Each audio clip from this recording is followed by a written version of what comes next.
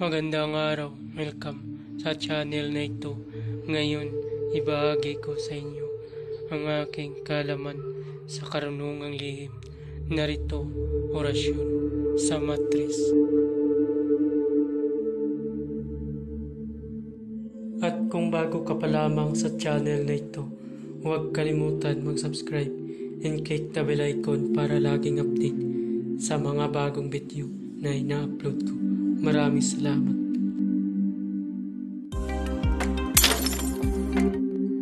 Pamilin, mahalin at pagkaingatan ang bawat ibinabahagi ko sa YouTube channel na ito. Ang kapangyarihan na kapaloob dito ay lubhang may waga. Gamitin lamang sa kabutihan at pagganap ng kalooban ng Diyos. Maginhuwaran at laging isa puso't isip ang 7 layunin.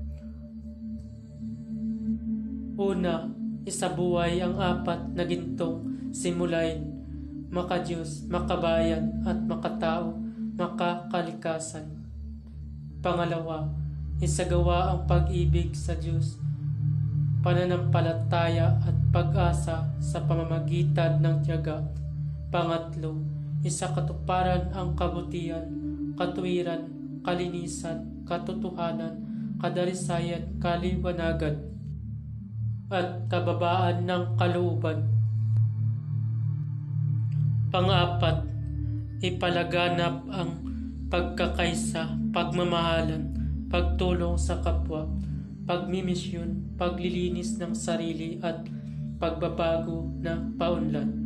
Pang-5, magkaroon ng paggagalangan, pag-unawaan at pagmamahalan sa isa't isa bilang mga kapatid at kapwa-tao. Pang-6, maging dakila sa isip, sa salita at gawa para sa Diyos, sa bayan at tao.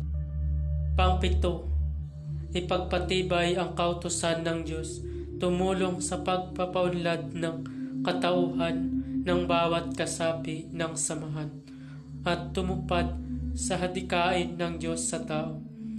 Sa pamamagitan ng pagsunod sa mga layuning ito, ang isang naghahanap sa Diyos ay makakasumpong sa Kanya at hindi pagkagaitan na Kanyang liwanag.